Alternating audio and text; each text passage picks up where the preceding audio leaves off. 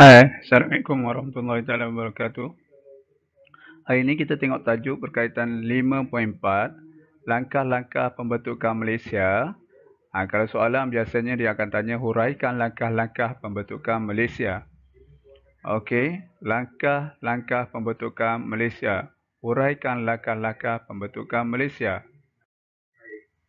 Okey, 6.4, usul pembentukan Malaysia ini untuk pengetahuan semua dibentangkan di Dewan Rakyat pada 16 Oktober 1961. Dibentangkan di Dewan Rakyat pada 16 Oktober 1961. Dan kebanyakannya mendapat sokongan daripada majoriti ahli Dewan. Pelbagai cara telah dilakukan untuk merealisasikan pembentukan Malaysia. Yang pertama ialah mengadakan siri lawatan. Siri lawatan Julai 1961, Tengku Abdul Rahman Putra Al-Haj telah mengadakan lawatan ke Sarawak dan Brunei.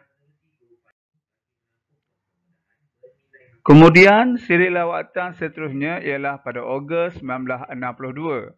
Kerajaan Persekutuan Tanah Melayu telah mengatur lawatan pemimpin Sarawak dan Sabah ke Persekutuan Tanah Melayu. Datuk Bandar Aban Haji Mustafa, Temenggung juga, Anak Barien,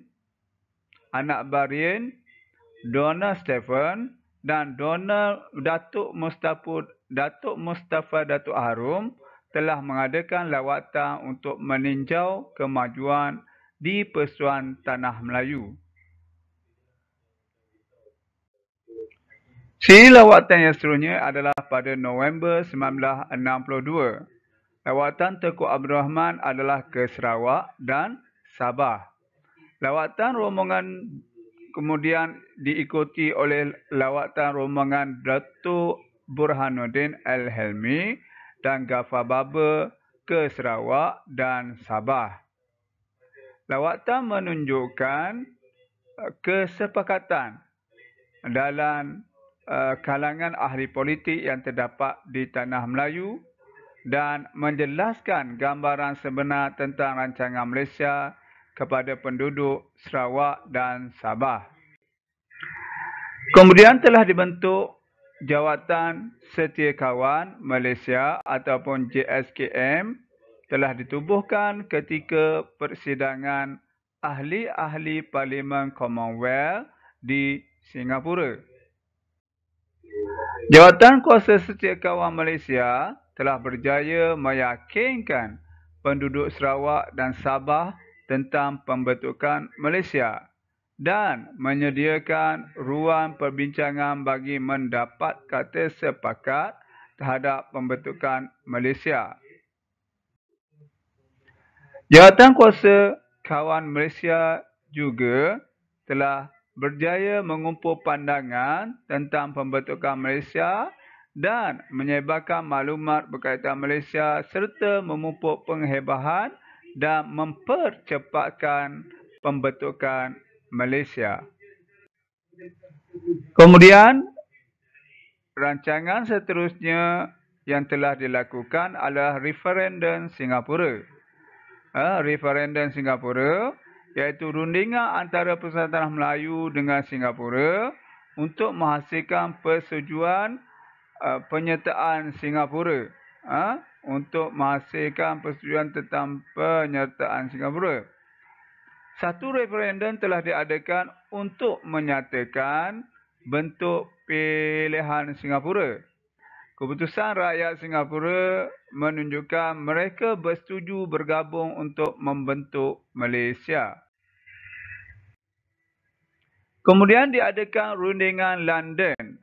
Rundingan London ini telah diadakan antara Kerajaan Persekutuan Tanah Melayu dengan Kerajaan British dan bersetuju menubuhkan sebuah suruhanjaya bagi meninjau reaksi penduduk Sarawak dan Sabah.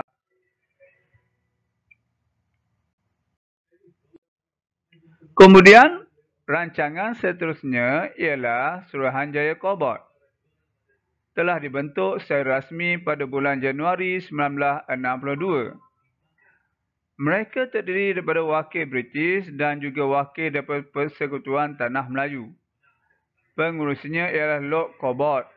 Ahlinya terdiri daripada Sir Anthony Abel serta Sir Waterston, Muhammad Razali Shafi'i dan Wompo Ni.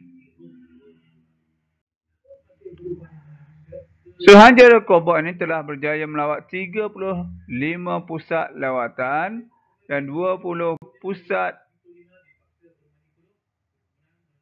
di Sarawak, 15 pusat di Sabah. Okey. Suruhanjaya juga telah berjaya menyerah laporan kerajaan British kepada kerajaan British dan Persekutuan Tanah Melayu.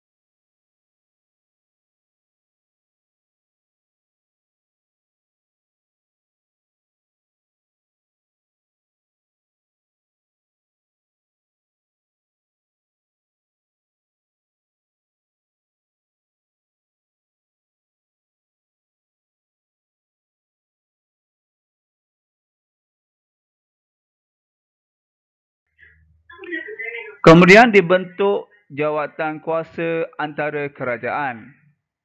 Pentingnya jawatan kuasa antara kerajaan ialah menyediakan rangka perlembagaan dan membentuk keperluan melindungi kepentingan Sarawak dan Sabah.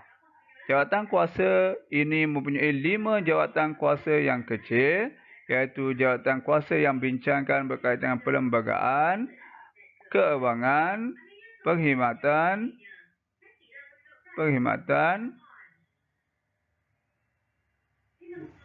awam, perundangan, kehakiman, organisasi jabatan.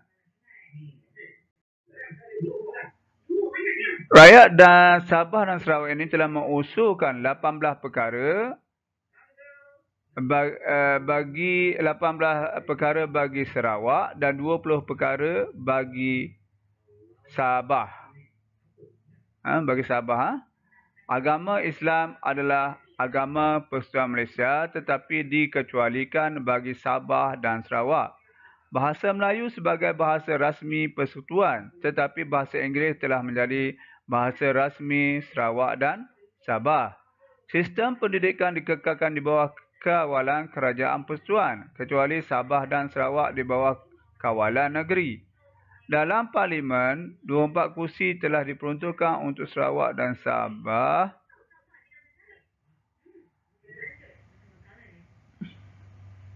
Baik, Pak Izubi, kemanakah anda menjelaskan konspirasi bersama dua pihak?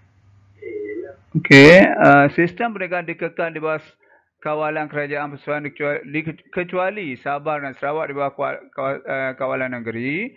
Dalam Parlimen, 24 negeri diperuntukkan untuk Sarawak. 16 kerusi untuk Sabah dan 15 kerusi untuk Singapura.